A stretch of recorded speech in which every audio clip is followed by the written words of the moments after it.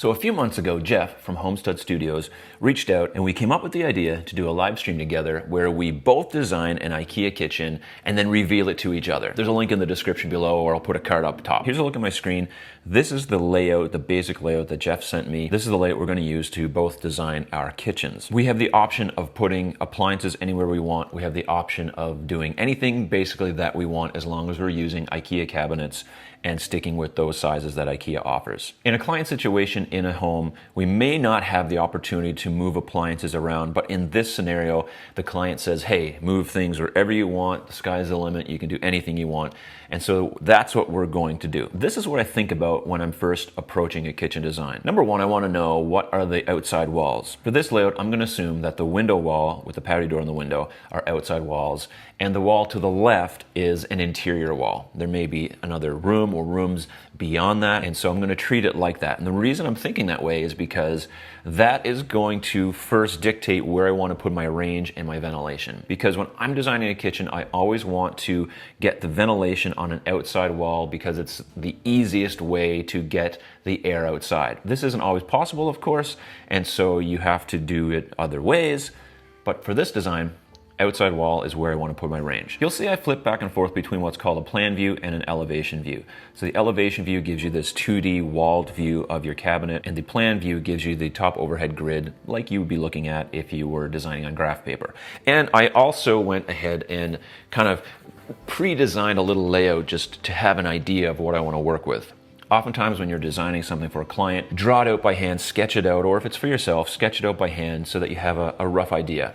Doesn't have to be to scale, just so you can understand where you want to put things. First thing I do with any design is I set my sink and I get my appliances on the layout so that I can start moving them around to the best possible position for my client and for the design. So I'm going to set my sink first, and in this layout I am going to put it under the window. That's normally where I put sinks. Especially here in North America, that seems to be the place where sinks go the most often. So I'm going to stick with that for this plan. So my sink base is centered on my window, and then I can work on my corners and work out from there. Let's just go ahead and grab a dishwasher. And these are all very generic appliances, ones that I use quite often. I design both in elevation view and the plan view simultaneously. Sometimes I use one, sometimes I use the other, because it gives you a different perspective and a different view. They both react a little differently, but they are great if you're getting into kitchen design to get used to using both. If you're familiar with my channel or with me, you know that I'm not very big on corner cabinets. I dislike them. And so whenever I can, I try to at least give an option for my client to not have one. Now, if a client wants one, there's no problem, and there's no reason not to use a corner cabinet other than I personally don't like them and I think there's a better way to do a corner. I'm going to block that corner off. This is a fairly big kitchen space. We're not losing that much space that it's worth even talking about. So here's how I'm going to do that. I'm going to take a 27-inch base cabinet and I'm going to put it in that corner. Okay, it comes out 27 inches. This sets my distance for the next cabinet. What 27 inches does, it allows me to have a 3-inch filler, and then the rest of that space would be the dead corner. And this tells me what I have left, 26 inches of space to use up for whatever kind of cabinet that I want. Now personally, I think that having a corner base and then a little tiny cabinet isn't the most efficient way to do a corner. I'd rather have one big space that's more usable than have two little tiny spaces and a really deep corner. That's my personal preference, and it's not right or wrong either way. This is just how I like to do things. So I'm going to do it this way, and we'll go from there. So I have 26 inches, and because IKEA doesn't have a 26-inch cabinet, nobody does, unless it's custom made, we're going to go to the drawer bank. I'm going to go to the 3-drawer. Actually, let's go to the 4-drawer. 4-drawer bank because it's close to the sink. It's good for cutlery. And I'm going to go with a 24-inch drawer bank. Then I'm going to take out my 27, and I'm going to use the 24 that I just put there. I'm going to put it in the corner this way. And I'm going to go and put a filler next to it so that my fillers are in place. I'm going to go with a 3-inch filler. Got a filler here. All right, we'll get rid of that, put that back over here. All right, now my corner's set. Now what does this mean? This means that this corner and the filler I'm going to put here, which I'll do that right now. I'll put a 6-inch filler next to this. All right, now I have a 90-degree corner filler and my corner is set. I have lots of clearance to open these drawers on both sides, and I can go ahead with the rest of my design. I don't have to worry about my corner. Now, when I go back to do my wall cabinets, I'll do the same thing. I'll block that corner off, and I don't even have to worry about it. This space in here, this 24 by 24 by 30 inch space, I just don't fret over it. I don't think it's worth digging into. Now, I know you can get some nice corner appliances, and that's what you're into, go for it. It's just not what I'm into. Now that I have that taken care of, I'm gonna throw in a fridge on the plan. And I like to use a 36 inch fridge like so. I'm gonna throw it on this wall. And I've already determined that I wanna have a pantry, the widest pantry I can possibly find. IKEA is very good for having pullouts in almost everything. They do a great job of that. And it's very important that you have pullouts in a pantry. All right, I'm going to take that cabinet and I'm gonna make it 1 inch from the wall. And the reason I'm doing this is because I want to put a filler against that wall. I should always allow at least 1 inch on a wall for a filler. You can go more. But if you don't have a filler there and you put that cabinet right to the wall, chances are that that wall is not square, plumb, or level. And if it's not, that cabinet won't be fitted right. Refrigerator wall cabinets. Let's throw a refrigerator wall cabinet in there, 24 inch deep, 15 inches high, 36 inches wide, and there you go. Let's go to the elevation view. The elevation view shows us our pantry, shows us our fridge, cabinet over the fridge, and what's left 50 inches to that filler. Now the great thing about that filler is I can manipulate that so that I have more or less space, as long as I leave enough room for whatever cabinets are there to open in that corner. But first, I'm gonna put a fridge panel in. If you don't have a fridge panel, what happens is stuff falls behind your fridge, and that's a nuisance. And two, it looks nicer if you have a fridge panel. It looks built in. So let's add a fridge panel. And with IKEA, you're gonna do this with a sizable panel. And I think drawers are definitely just the best type of cabinets you can possibly have. And so I'm gonna put 2 drawer banks side by side, 3 drawer banks, 24 inch. One there, and one there. And now you can see my filler needs to be adjusted, and we'll do that up here. So I'm going to delete that filler, and I'm going to put in a 6-inch filler. Lots of area there to open up, lots of clearance for the drawers to open up. Handles aren't getting in the way. Now I could put my dishwasher over where this 24-inch cabinet is, and I may do that yet depending on how it works out for my range in this plan. But for now I'm going to leave it next to the sink, adjacent to the sink, because that's usually the best place for a dishwasher, but I might change it yet. We'll see what happens. And I'm going to put my range in right now, and then we're going to find out. So let's take a range, and I'll just take an electric range, slide-in range.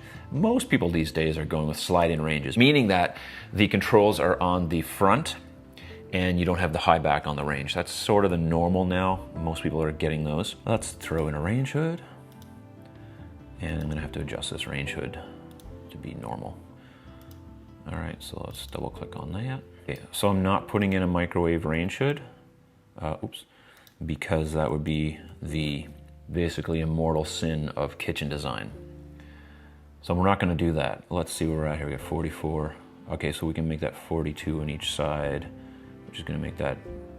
All right, let's do this. I'm gonna leave it like that. I'm gonna put a 21-inch base cabinet. And the 21-inch base cabinets with IKEA, I think they're a full height door with pullouts inside. So not my favorite. I'd rather just have a drawer bank. So I'm gonna make it an 18. So on the right of the range, I'm gonna put in another drawer bank. Because why not? 30-inch drawer bank? No, I'm not. I'm gonna put a 36-inch drawer bank. And I'll show you why in a minute. 36-inch drawer bank, that leaves us almost, well, about 14 inches to the patio door. That's fine. Now, let's go up here. I'm gonna put in a couple wall cabinets. And we're just going standard wall cabinets. Of course, I have to adjust the sizes. And I'm gonna go with 40s. And of course, I have to make them 40s because I don't have any. Gonna go with 40s. All right, I'm gonna set it at 54 inches from the floor because that's where most cabinets should be installed. I'm a fan of symmetry, so I like it when things are symmetrical with a floor plan. What does that mean? It means that you can't make everything symmetrical because that's just not the way it works, but your eye goes to the top cabinets first, and that's what I think should be as symmetrical as possible, though it's totally a personal preference, and it doesn't really matter overall. But some clients really do like to have it symmetrical. All right, so I'm not happy with the way this is going, and since I have some room to spare, I'm gonna change this cabinet, make it 21. What do I have there? Yeah. So I'm gonna make that to 21. And it's a full height door. That's okay, it does come with pullouts. And make it a left. It's important to think through the hinge openings, which direction, left or right, that your hinges are operating at. And think through where they are in the kitchen. So if you're standing at your stove, the cabinet to the left of that stove should open left, like the hinges should be left, so that you're not going around it. Likewise in corners and different ways that this is important.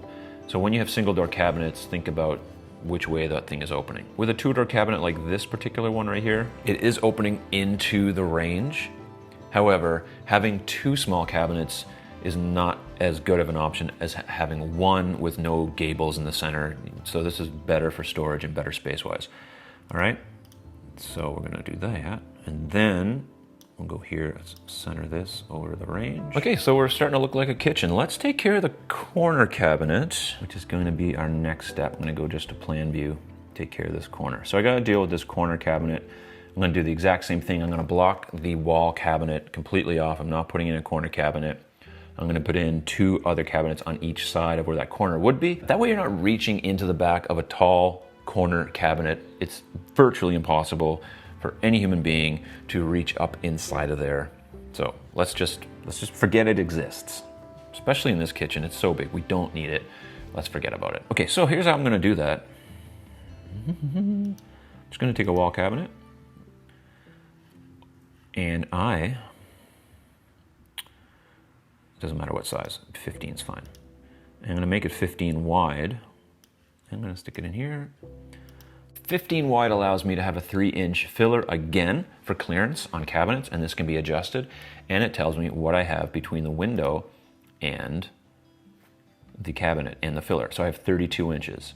Now on this side of the window I have 4 1/4, so I have 32 inches minus 4 1/4 is 28 inches, and this is not particularly ideal because IKEA has either a 30 or it has a 24. There's no 27.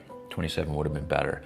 Not to worry, Mark, this will be fine. So let's just figure out how we're gonna do this to make this the best possible scenario without having to put in a corner cabinet. I've decided to go with the 30-inch cabinet because it's creating too much of a filler. This way, it's still gonna work just as good. So it still leaves us with space. So now that I have these cabinets set in place, I'm happy with that. It still leaves me with, you know, 1 inch, 3/4 of an inch of filler space, and that's fine. I don't need any more than that for this to work. I forgot something very important.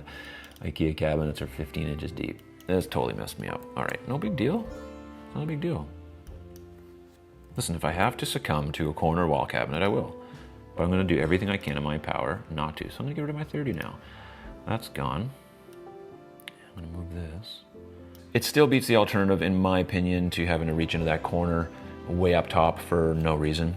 This is a very basic design, by the way. So I'm not trying to be fancy.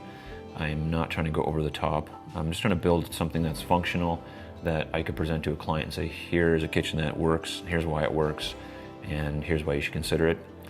There's a ton of other ways you could do this kitchen, completely different than this, and this is the way I'm approaching this one. And I'm gonna tell you why I'm approaching it this way in a minute. Why do I have things where they're at? And I think that's important to understand and think through when you are also planning out a kitchen. I will say this, having a 3D visual of a kitchen for a client is very, very handy. So here is my kitchen. Hey, I mean, not too bad, right? Lots of drawers. I'm gonna fix that corner.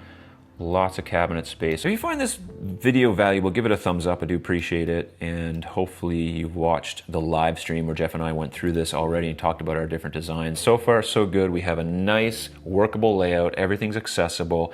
Everything has its own zone. So we have the pantry, fridge, countertop. We have our sink and our dishwasher, which is our cleaning zone, and we have lots of counter space around that. And then we have the cooking zone with lots of counter space on either side of that. Again, lots of landing areas for everything, lots of counter space. And then when I put the island in, it will have a nice large expanse of counter, which I think is ideal in any circumstance. If you can have an island, definitely have an island. It's island designing time, so and we will go with a full height door. I don't need to make it a trash basket. I can just go with 24-inch. And we'll make it a full height door left. And confirm that. Let's flip that baby around. I'm gonna go up and modify this cabinet slightly so that the hardware is on the top like that. So that's how that's gonna be. I know there's a lot of drawers in this kitchen.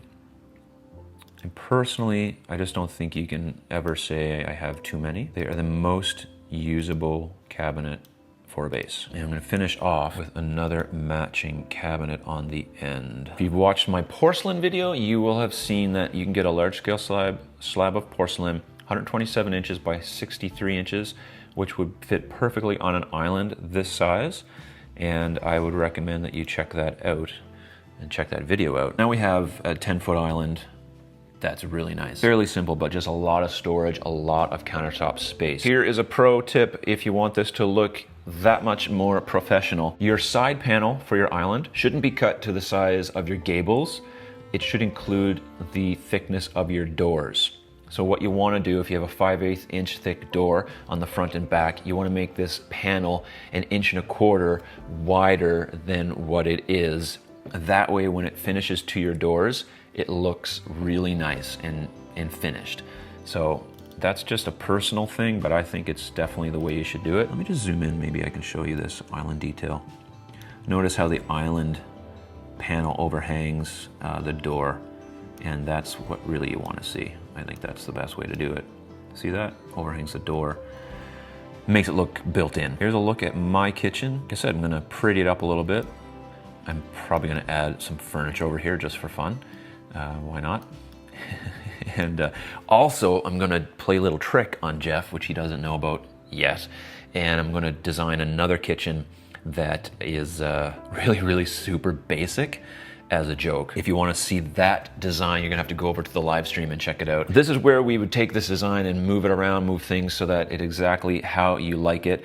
And having this 3D view is really, really helpful for a client to be able to visualize what their kitchen is gonna look like. You can almost picture yourself kind of walking in here and, you know, here's what my kitchen's gonna be like, and get a really good feel of that. So here's the question I have for you. How much do you think this IKEA kitchen costs? No install, no countertops, no sinks, no lights, just the cabinetry itself, so you can get an idea that if you're gonna purchase this from IKEA, this is what you're going to have as a price.